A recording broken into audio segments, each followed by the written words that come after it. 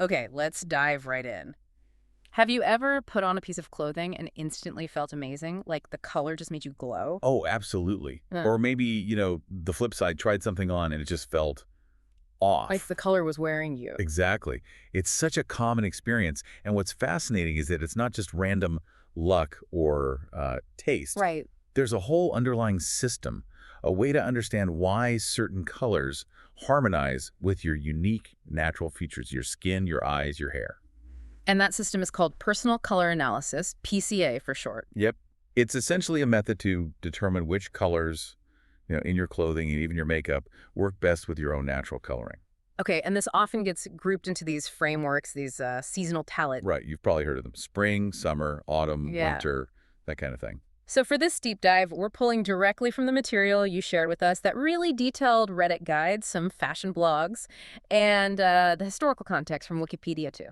Yeah, a good mix. And our mission here is really to unpack these sources, pull out the most valuable bits about PCA, help you understand the core ideas. Like how it works. Exactly.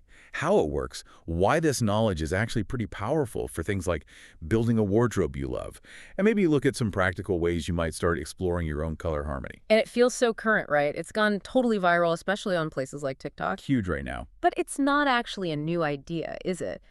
We saw in the sources that the concept, like linking color harmony to nature's seasons, goes way back, centuries even. Yeah, to color theorists like Chevreul and Itten, Mhm. but it really hit the mainstream back in the 1980s. Remember Color Me Beautiful? Oh, definitely. My mom had that book. Right. And now it's just having this massive resurgence. It clearly has enduring appeal, this idea of figuring how color impacts how we look. Absolutely. So, okay, to understand how it works on you, we first need to get a handle on color itself.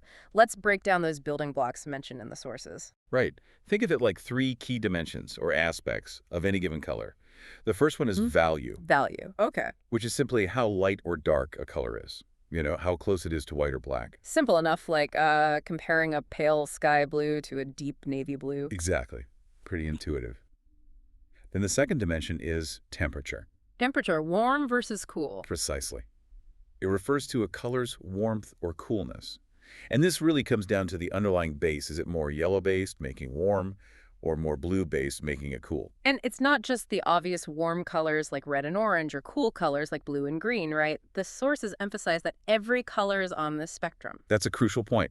You can have a warm yellow, like goldenrod, or a cooler yellow, maybe with a hint of green. Hmm. You could have a warm orangey red, or a cool blue-based, like berry red. It exists within each color family. Yes, and this connects directly to our own coloring.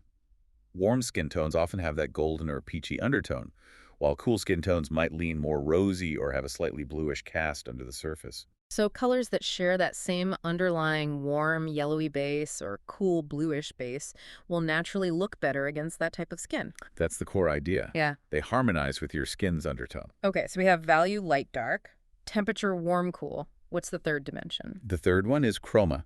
This is all about a color's brightness versus its mutedness. Bright versus muted, so how saturated it is. Exactly. How pure and vibrant is the color versus how much gray seems to be mixed in, softening it. Ah, okay, like comparing a really vivid, almost neon pink to more of a dusty, soft rose pink. Perfect example. Yeah. And when we talk about muted in PCA, it generally means it has some gray added to it, toning it down. So it's distinct from value, right?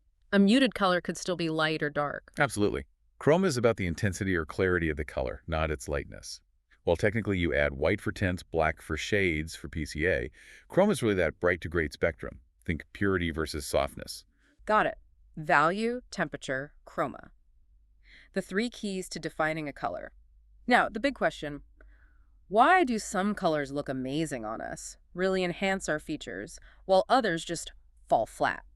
Or worse? Right. This gets to the science of harmony, if you like. The idea is that your natural coloring, your skin, your eyes, your hair, already has its own inherent combination of these three dimensions. So my face already has a certain value level, a temperature, a chroma level. Pretty much, yes. Your overall natural coloring leans a certain way across those three aspects. So when you wear colors that match those same underlying characteristics, that's the sweet spot. That's exactly it. Those are the colors the sources call your fabulous colors. They're in harmony with you. Instead of the color screaming for attention, it makes you the focus. How does it do that? Well, they make your skin look clearer, maybe smoother. Your eyes look brighter, more sparkly. Any redness or dark circles seem to diminish. You just look more vibrant and awake. Healthy, even. There was that Giselle Bündchen example in the sources that really hit this home. She's often typed as a soft autumn. Right, which means her natural coloring is best complemented by colors that are primarily muted, secondarily warm, and sort of medium in value. And the comparison was striking. In a muted, warm green, she looked incredible. It just worked. It enhanced her natural coloring. But then they showed her in like a dark, cool blue, a color from a totally clashing palette like dark winter. And she looked not great. It made her look kind of sallow. It brought out shadows. The color itself is perfectly fine, but it just wasn't in harmony with her. It fought against her natural tones. Okay, so those are the fabulous colors that match you. What about the ones that are just good or okay? Yeah, those tend to be colors that have more neutral dimensions. They don't actively clash. They don't look bad on most people. But they don't give you that wow factor either. Exactly. They don't provide that powerful enhancement that your best colors do. The sources sometimes call these universal colors, generally acceptable, but not your personal power colors. And then the bad or wrong colors are the ones where the dimensions, temperature, value, chroma, are significantly different from yours. Yes, that's when you get a clash. They fight with your natural coloring instead of supporting it. Making you look tired, maybe. Yeah, or dull, highlighting imperfections like blemishes or wrinkles. And instead of making your features stand out, the color itself becomes the focus because it looks sort of jarring on you. Your eye goes to the clashing shirt, not the person's face. You know, it still feels a bit counterintuitive sometimes. Like, my skin has warmth. Wouldn't I want a cool color to, like, balance it out? It seems logical, but the sources are pretty clear that PCA harmony isn't about balancing opposites. It's actually about enhancing similarity. Enhancing similarity. How? Think about that optical illusion they mentioned, where a simple gray square looks totally different depending on whether it's surrounded by black or by white. Ah, right. The context changes how you perceive the gray. Exactly. So by putting colors next to your face that share similar underlying characteristics, similar temperature, value, chroma to your own features, you create this harmonious context. You look balanced and vibrant within that context. It's not the color that pops, it's you that pops. Okay, that makes more sense. Enhancing similarity, not balancing opposites. Got it. So we have the color dimensions, the principle of harmony. How does this lead to those seasonal palettes we talked about at the start? Well, the sources trace the history. The initial big idea, the one that got really popular back in the 80s, was that four-season model. Spring, summer, autumn, winter. Loosely based on the colors you see in nature during those times. Kind of, yeah. That was the general inspiration. But the sources also pointed out some big limitations with just 4 seasons. Oh, definitely. It was just too broad. A lot of people didn't fit neatly into only 4 boxes, particularly people of color. The system often failed them.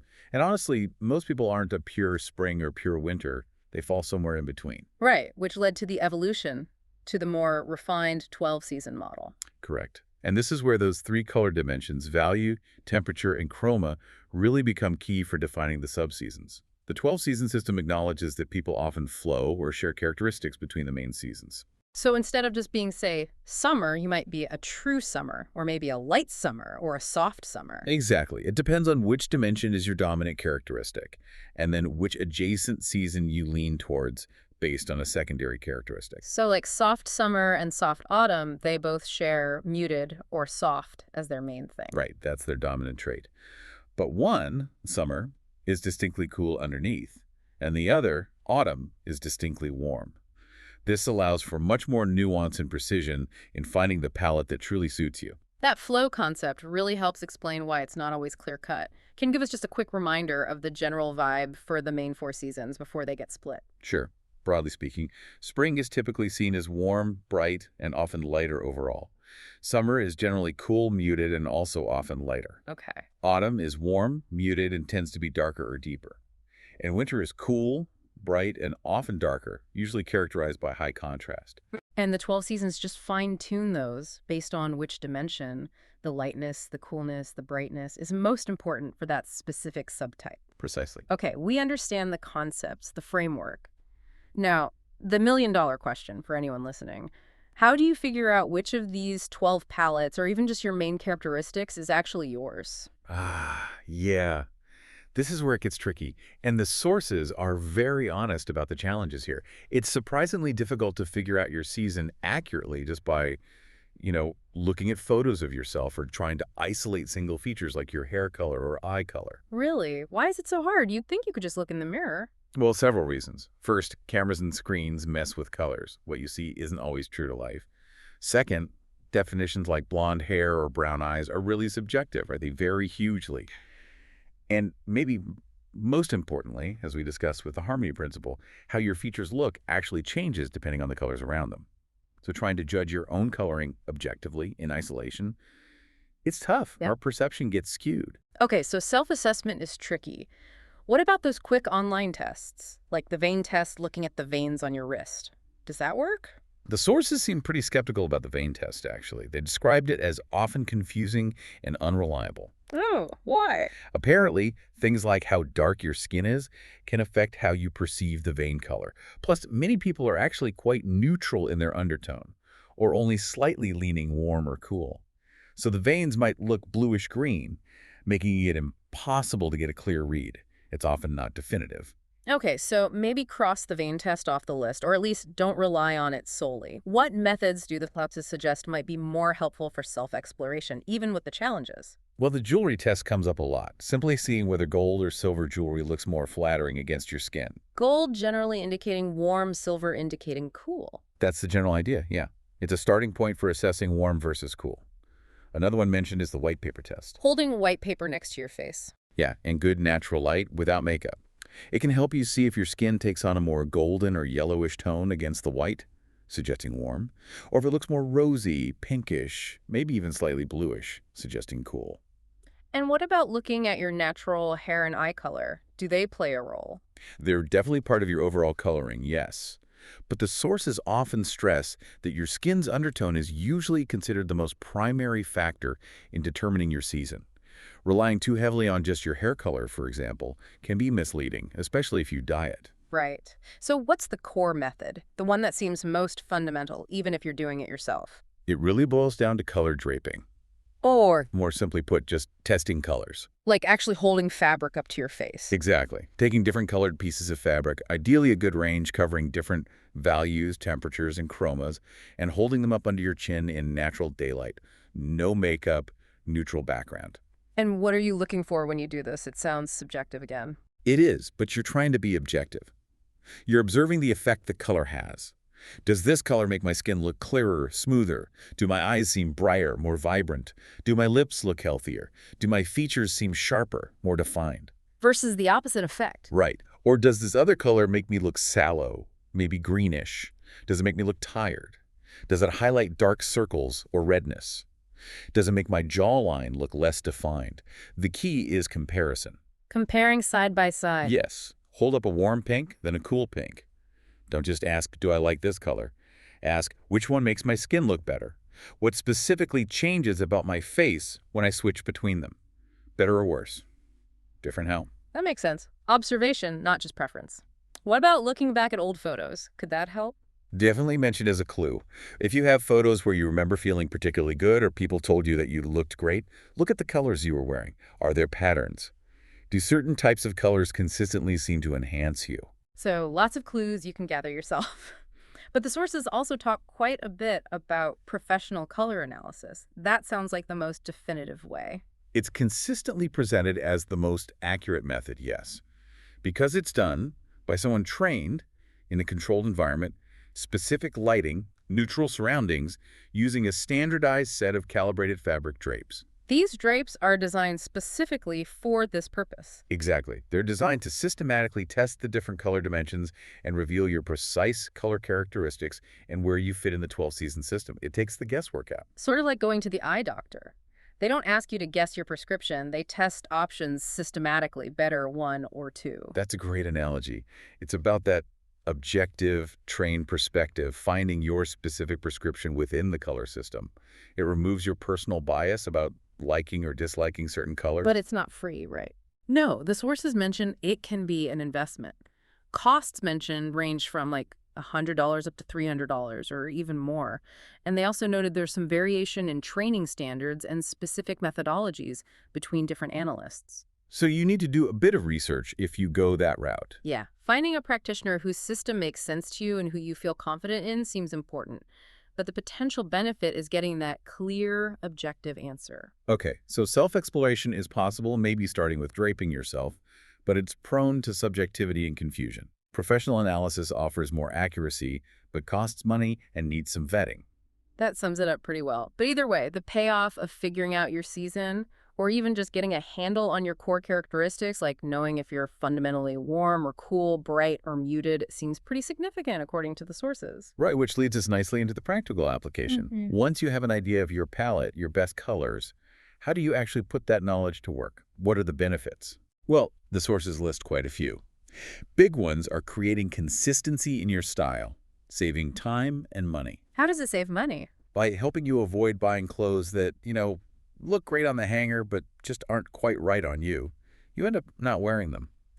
Knowing your palette helps you make smarter purchases. Makes sense. Fewer wardrobe orphans. Exactly.